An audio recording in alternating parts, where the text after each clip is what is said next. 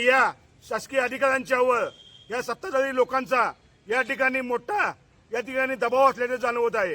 सांगलीचे आमदार सुधीरदादा गाडगीळ यांना माझे आव्हान आहे। दलित वस्तीचा निधी इतरत्र वळवल्याचा आरोप आमदार सुधीरदादा गाडगीळ यांच्यावर दीपक माने यांचा निशाणा। मिरजमध्ये उपोषण। दलित वस्ती सुधार योजनेतील निधी इतरत्र वळवण्यात आल्याचा गंभीर आरोप करत सामाजिक कार्यकर्ते दीपक माने यांनी मिरज येथील सार्वजनिक बांधकाम विभागाच्या कार्यालयासमोर लाक्षणिक उपोषण केले। यावेळी त्यांनी सांगलीचे आमदार सुधीरदादा गाडगीळ यांच्यावर दलित वस्तीचा निधी इतरत्र वळवल्याचा आरोप केला। दीपक माने म्हणाले, मी केलेले आरोप असेच ठरले तर जाहीरपणे माफी मागण्यास तयार आहे। मात्र या प्रकरणाची सत्यता पडताळण्यासाठी आमदारांनी सांगितलेल्या कोणत्याही वेळेला आणि ठिकाणी आम्ही पुराव्यासह उपस्थित राहू, निष्पक्ष चौकशी करून दोषींवर कारवाई करण्यात यावी अशी मागणी त्यांनी केली। तक्रार करूनही संबंधित प्रशासनाने कोणतीही ठोस कारवाई न केल्याने उपोषणाचा मार्ग स्वीकारावा लागल्याचे त्यांनी सांगितले। दलित वस्ती सुधार योजनेतील निधीचा योग्य वापर व्हावा आणि या प्रकरणातील सर्व बाबींची सखोल चौकशी करण्यात यावी अशी मागणीही त्यांनी यावेळी केली। या उपोषणात राजू कांबळे, प्रवीण बिसे, प्रदीप जाधव, रुस्तुम मुल्ला आणि व्यंकटेश मद्रासी यांनी सहभाग घेतला।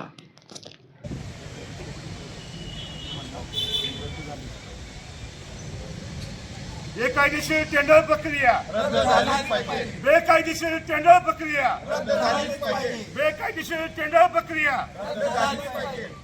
मागासवर्गीयांच्यावर अन्याय करणाऱ्या सत्ताधाऱ्यांच्यावर मागासवर्गीयांच्यावर अन्याय करणाऱ्या सत्ताधिकाऱ्यांचा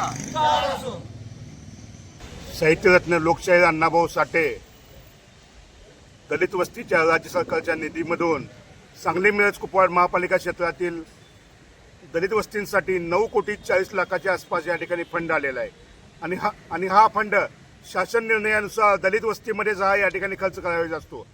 पण या ठिकाणी येथील सत्ताधारी व पीडब्ल्यूडीचे अधिकारी यांनी संगनमताने मागासवर्गीयांच्यावर अन्याय करून हा निधी इतरत्र खर्च करून बेकायदेशीरपणे शासन निर्णयाच्या विरोधात जाऊन टेंडर काढून हे टेंडर मॅनेज करण्याच्या हिशोबानं या ठिकाणी ही टेंडर प्रक्रिया चालू आहे। याच्या विरोधात यांना तक्रार दिली असताना सुद्धा गेल्या 8 दिवसात यांनी कोणतीही कारवाई न करता यांनी टेंडर प्रक्रिया तशीच त्या पद्धतीने चालू ठेवलेली आहे। याच्या निषेधार्थ आज आम्ही या ठिकाणी ठिय्या आंदोलन करतोय। या आंदोलनाची यांना लेखी पत्र देऊन सुद्धा इथले या ठिकाणी कार्यकारी अभियंता नलवडे साहेब या ठिकाणी उपस्थित नाही आहेत। आज या ठिकाणी त्यांच्या खुर्चीवर आम्ही गुलाबाचं फूल ठेवून या ठिकाणी ठेवलेलं आहे।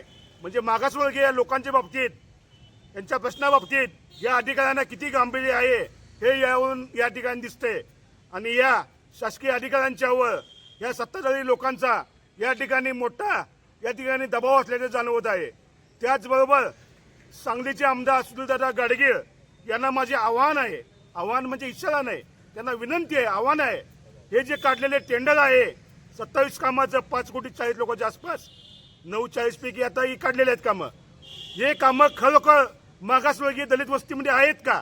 हे दोघं समोर सुधीरदादा इथं समोर त्यांनी सांगतील ज्या टायमाला सांगतील त्या ठिकाणी मी यायला तयार आहे।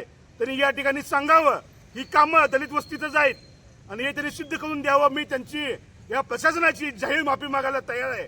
अन्यथा सुधीरदादा गाडगीळांनी या ठिकाणी सांगलीच्या मागासवर्गीय जनतेची या ठिकाणी जाहीर माफी मागून या ठिकाणी हे बेकायदेशीर टेंडर या ठिकाणी रद्द करावे अशी या ठिकाणी सांगलीकर मागासवर्गीय जनतेच्या वतीनं मी या ठिकाणी मागणी करतोय आणि हे जर नाही झालं तर याच्यापेक्षा तीव्र आंदोलन लवकरच या ठिकाणी छेडले जाईल।